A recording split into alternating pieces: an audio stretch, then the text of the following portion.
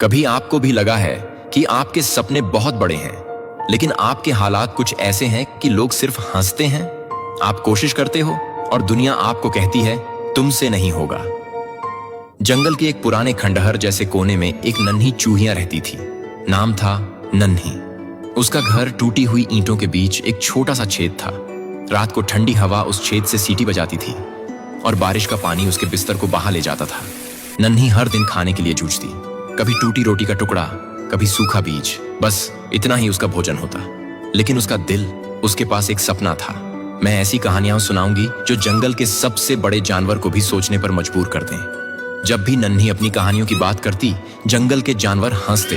तू कहानीकार, तेरी तो खुद की आवाज कोई सुनना नहीं चाहता। यह शब्द हर रोज उसके दिल को चीरते। कभी कभी नन्ही रात को अकेली बैठकर रोती। वो सोचती, शायद सब सही कह रहे हैं, शायद मैं सच में किसी काम की नहीं। उसके हालात उसे उसके सपनों से दूर ले जाते। लेकिन अगले दिन फिर वो अपने पंजे से मिट्टी में नई कहानी लिखती।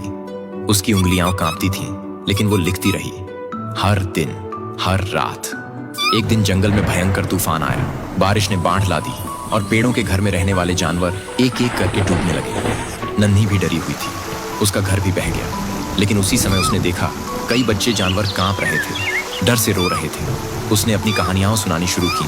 वो छोटी सी आवाज बारिश के शोर में दबती रही, लेकिन धीरे धीरे सबके दिलों में रोशनी जगाने लगी।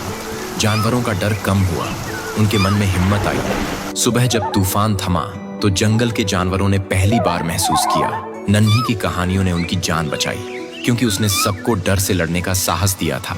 धीरे धीरे जंगल के हर कोने में उसकी कहानियां फैल गईं। वो वही चूहिया थी जिसका मजाक उड़ाया गया था, और अब वो जंगल की सबसे प्यारी आवाज थी। लोग आपको छोटा कहेंगे, हालात आपको तोड़ेंगे, लेकिन अगर आप अपनी सच्चाई पर टिके रहो तो वही आवाज जो कभी दबाई गई थी, एक दिन सबसे ऊंची गूंज बनेगी। नन्ही छोटी थी, गरीब थी, लेकिन उसने दुनिया को सिखा दिया, बड़े सपनों की कीमत सिर्फ हिम्मत से चुकाई जाती है।